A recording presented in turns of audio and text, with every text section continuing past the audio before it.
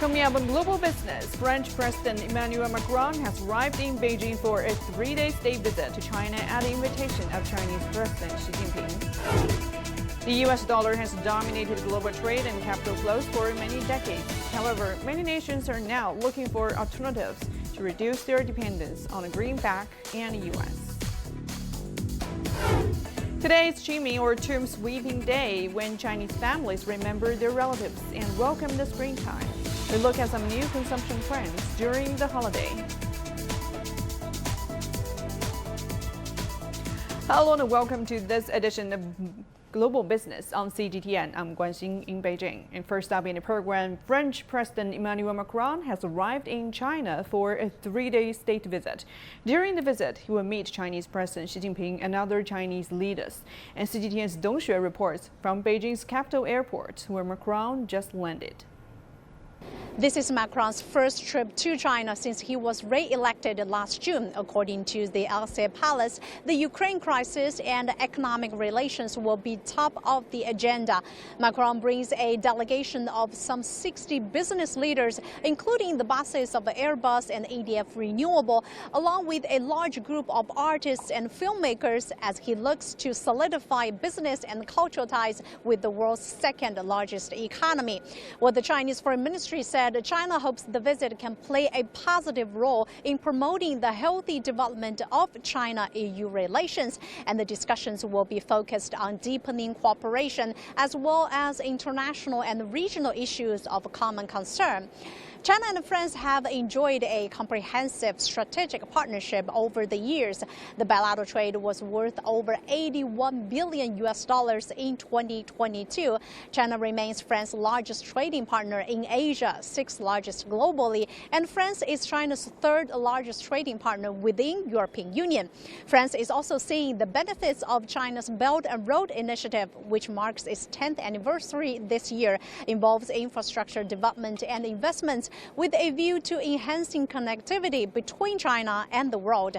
For instance, France's 2nd largest city, Lyon, welcomed the first Belt and Road train from China's Wuhan in April 2016, and other large cities such as Marseille are also seeing it as an opportunity. Well, on top of that, a series of cooperation agreements in aerospace, energy, and agriculture aimed at stabilizing the global industrial and supply chains will be inked during Macron's visit as well. To understand more about the impact of French President Emmanuel Macron's visit to China, let us cross to Ross Cullen in Paris. Hi there, Ross. Good to see you. Tell us what has been the reaction in France and the rest of Europe to Macron's trip.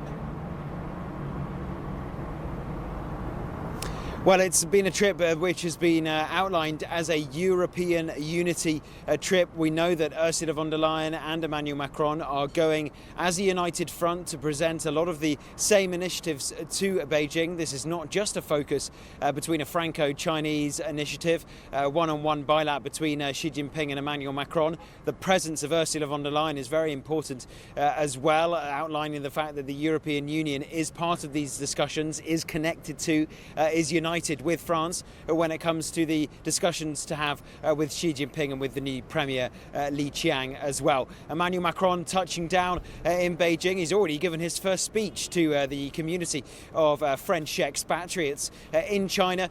He was saying that Beijing has a major role to play. That were the words he used. He's saying China has a major role to play in working with other nations to try to advance peace in Ukraine. He said that there's a shared responsibility between the EU, France and China when it comes to Ukraine, which China describes as a crisis, Russia describes as a special military operation, and which the EU, France and Ukraine all describe as an invasion and a war.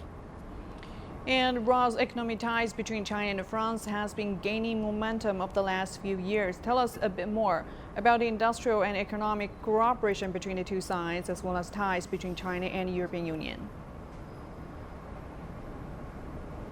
Well, dozens of business executives are travelling with Ms von der Leyen and Mr Macron on this trip, looking to secure commercial deals and new contracts.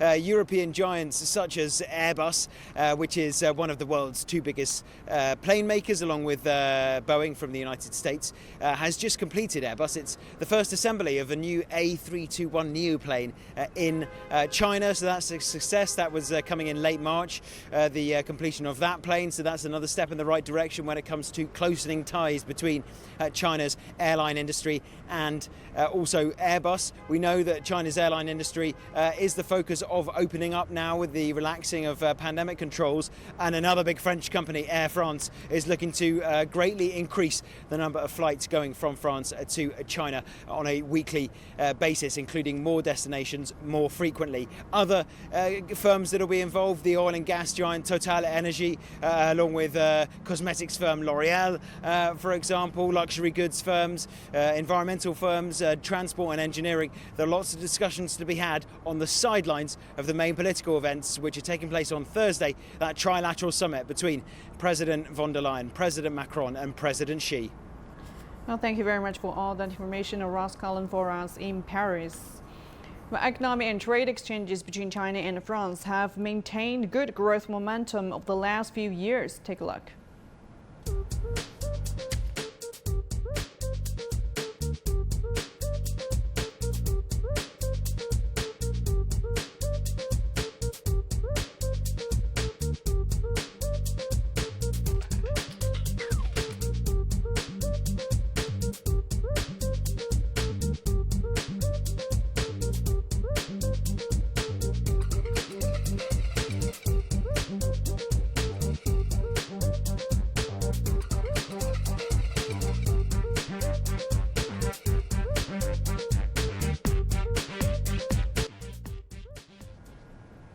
Henry Giscard d'Estaing, the CEO of world-leading resort developer Club Med, is among the group of business delegates visiting China with President Macron, and he told CGTN that the level of the French delegation shows their willingness of tightening economic relations with China.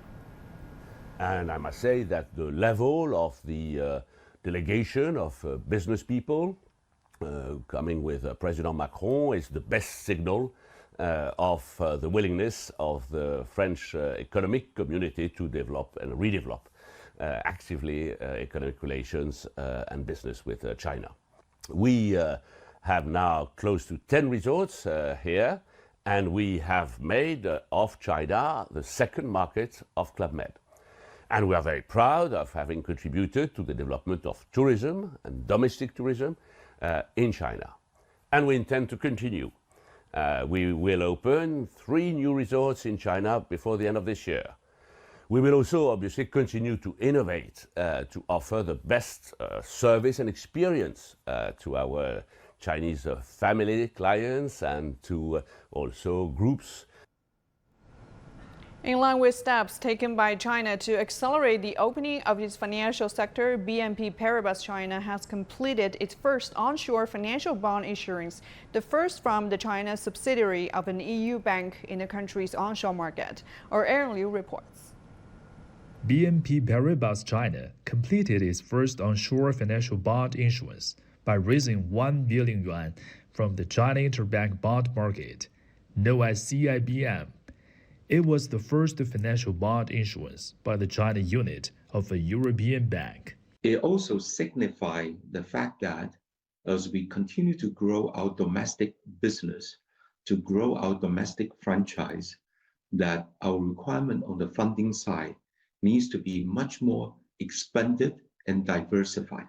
Lai said the deal is testimony to BNP Paribas' long-standing commitment to supporting the local economy and their continued involvement in the flourishing onshore markets. The financial bond with a tenor up to 5 years and all that actually means that we are using the fund as a main source for us to assist the company in China to conduct the capital expenditure in China. Lai said that the issuance of the first onshore financial bond is also an example of how the company is involved in China's onshore market development as an issuer. we have been witnessing a lot of the Chinese company and also the multinational in particular expanding their capital project in China over the last few months. This is the point whereas we decided and we thought it was very important to issue the financial bond. Lai said, BNP's business is gaining ground in China thanks to the strong resilience and momentum. In the future, there will be more similar channels being opened up because we have to understand that financial opening up is not equal to capital account open up. Maintaining the currency stability is still the #1 priority for the PBOC. So we will see more choices for residents in mainland China in terms of wealth management products choices and their investment vehicles. Wang said there are also more options available in the domestic market for hedging. This will enable more global investors to have adequate options to park their capital in China. Aaron Liu, CGTN.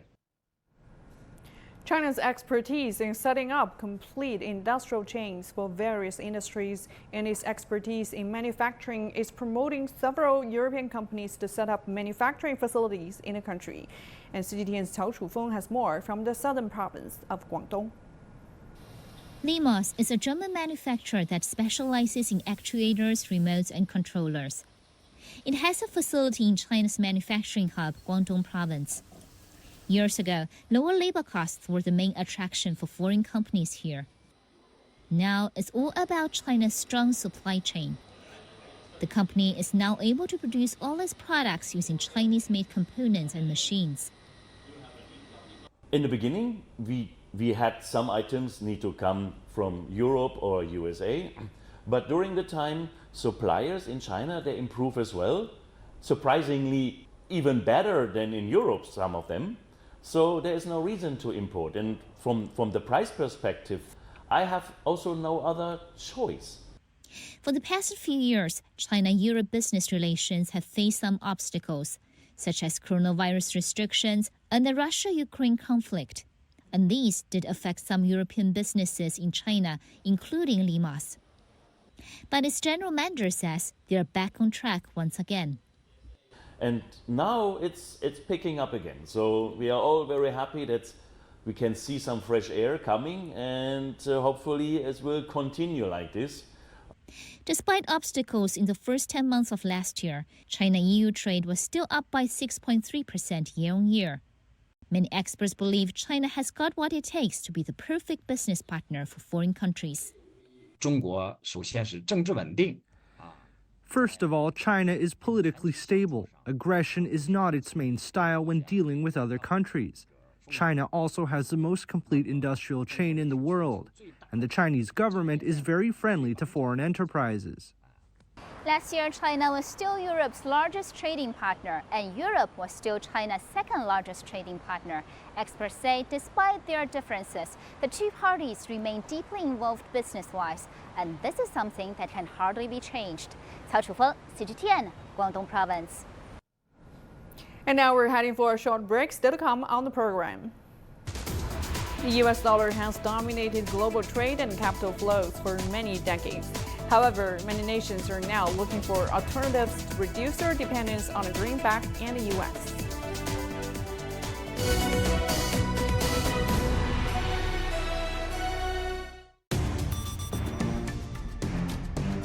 .360-degree profiles of industry movers and shakers, tech mavericks, and policymakers.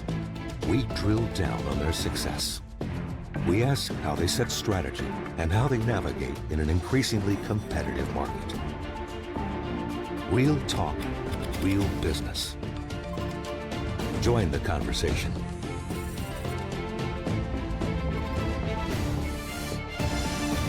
Biz Talk, only on CGTN.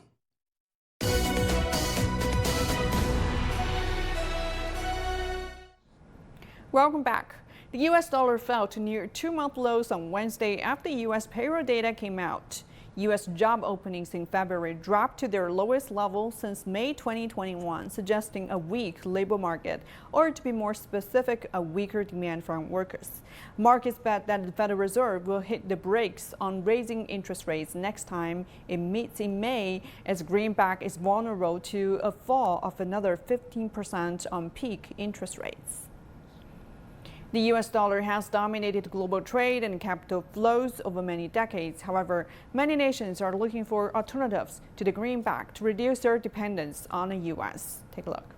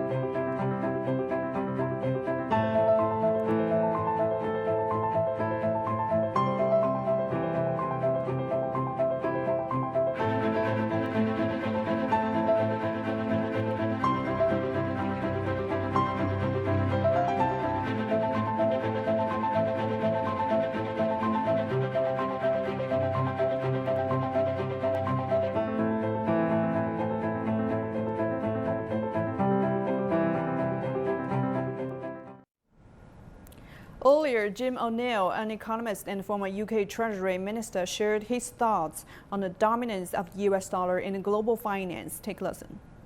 And a lot of academics have talked about the demise of the dollar for a long, long time, including over most of my near 40-year adult career in finance.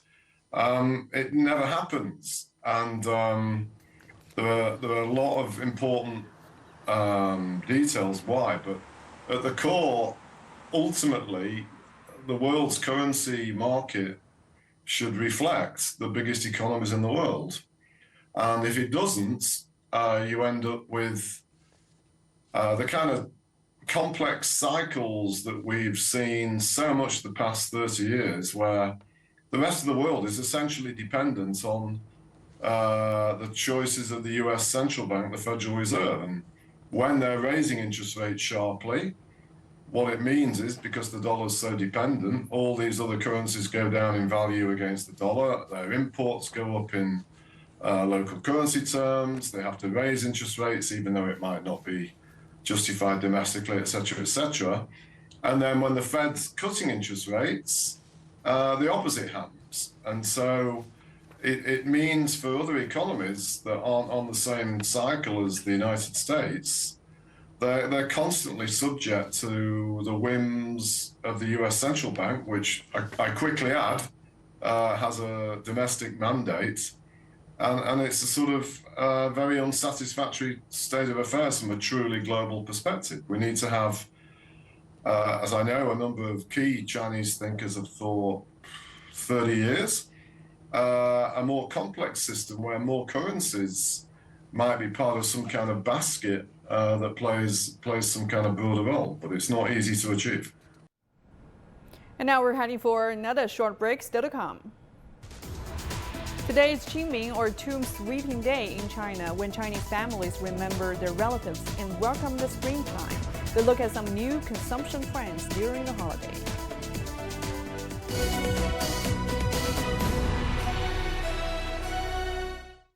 Exploring the latest trends in the consumer sector, the brands most preferred by customers, and the stories behind the names.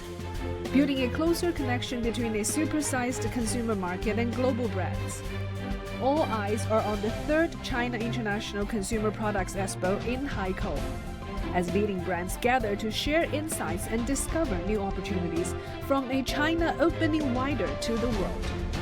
Join our special coverage of the event as we bring you an in-depth look at cutting-edge consumer trends that will shape a better life for the future. Only on CGTN.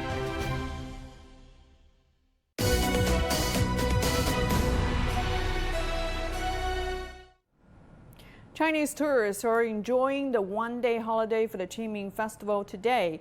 It is estimated that nearly 9.7 million passenger trips by train will be made in a single day on Wednesday. Over 43 million cars will hit the roads across the nation, or about 75% more than a year before. Shanghai and Guangzhou are the busiest cities, and they have been handling a record high number of passengers since the start of this week. One of Beijing's airports said they expect a six-fold increase in the number of tourists traveling by air. Spring is here and the country gears up for the spring travel season. Now we take a look at the rebound of the tourism sector. China has seen a promising recovery of tourism and consumption as people have shown higher desire and needs to travel and spend. Guangzhou Baiyun International Airport has become the busiest airport in China as the passenger flow continued to rank first in the country. In the first quarter of this year, more than 105,000 flights took off and landed, an increase of around 22% versus the same period a year ago. Over 13 million trips were also made here, an increase of over 61% from the previous year. The total number of domestic flights in the first quarter this year has exceeded that of 2019. To facilitate the travels, airports have also refined and reopened their commercial services. As passenger traffic picked up in the airport, we adjusted our business strategy. More than 140 stores have opened, basically the same amount of the same period in 2019. With travel restrictions lifted, China's outbound travel is also picking up, boosting the global tourism market. At southeastern China's Xiamen Gaoqi International Airport, passengers have been queuing since 8 in the morning. I'm heading to Thailand. I'm a student. I will be studying there. I'm traveling to Indonesia. It's been 3 years since I traveled abroad last time. It's a change of pace. China's urban residents are more willing to increase consumption in the first quarter of 2023 compared with the previous quarter, according to a new central bank survey. Of the 20,000 urban bank depositors surveyed in 50 cities across China, 23.2% expressed their willingness to increase consumption in the first quarter, 0.5% higher than the previous quarter, said the survey conducted by the People's Bank of China. The proportion of respondents who are more willing to invest reached 18.8%, up 3.3% from the previous quarter. With China's commitment to opening up, the rebound of tourism and consumption is expected to help boost consumer confidence nationwide and globally. The online shopping is an everyday experience for many Chinese people, especially youngsters. Some brick-and-mortar shopping malls are still drawing crowds with new offerings and fresh experiences. Our Song Yaotian visited one such shopping mall in Beijing to see what they are doing to attract Gen Z customers. Giant inflated installations, an immersive art exhibition, first brand shop in Beijing or China.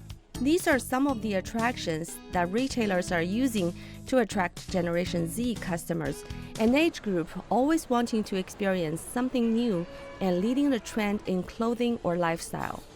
This 6-meter-long installation has a special meaning, especially after the country's consumption sector was battered by the COVID-19 pandemic for 3 years.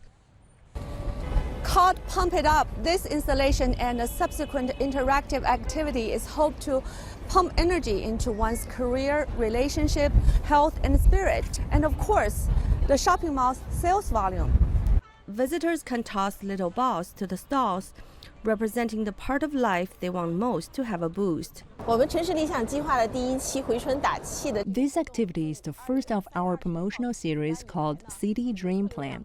With it, we hope to reignite consumers' confidence towards life, and it has resonated very well in social media. Since March 21st, when the event was launched, there has been an obvious increase in footfalls and sales. We have seen a 10% increase in sales during weekends compared with last year. That is very inspiring because last year has already been a peak year for us, despite the pandemic, for we took a lot of measures to upgrade our mall and services. She says the mall is looking to attract visitors with new trends, culture, and a mini holiday idea. Team Lab's biggest digital art museum was opened on the top floor of the mall last December. Immersive, interactive, and unbelievable. For many, this museum is a must-go-to place for photo shoots and an ideal spot for family trips. I knew this museum from social media app Dianping.com. It shows a lot of parents taking their kids here. After seeing the exhibition, we can take a walk in the store and eat at the store. The store also has the first shop idea to lure customers. Last year, there were more than 40 first shops, flagship shops, and shops that were exclusively modified to fit in this mall, opening here. I often come because I live nearby. As seasons change, my clothes too need a change. I like the shops in the mall because I can try clothes on to see if they fit me and are comfortable. The idea of first shop can also be applied to some restaurants that opened its first store in Beijing at this mall last year. Customers always need to wait for seats because they are so popular. I like the atmosphere. It's very important for dining out. And the dishes are delicious too. Experts say such shopping malls are indispensable for youngsters, and data shows such big shopping malls are growing in number across China every year. 场景化体验. New environment and experiences are very important to youngsters. They need a place to socialize, to unleash their vigor, make friends, and even for dating. This cannot be replaced by online shopping. Street-side shopping may not have fully recovered now, but consumption in shopping malls has recovered because these are places that youngsters want to visit. Around 500 of such shopping centers are opening in China every year, with at least 10 openings in Beijing every year. High tech is also empowering these shopping centers. This is the flash shop of Uniclone, a store creating avatars for individual customers. It will open its first shop here at the mall by the end of April. So with so many things to experience, nowadays, literally, you can spend a whole day at shopping center. Sun Yaotian, CGTN. And that will do it for this edition of Global Business here on CGTN. Thank you for being with us. The Point with Liu Xing is coming next. Stay tuned.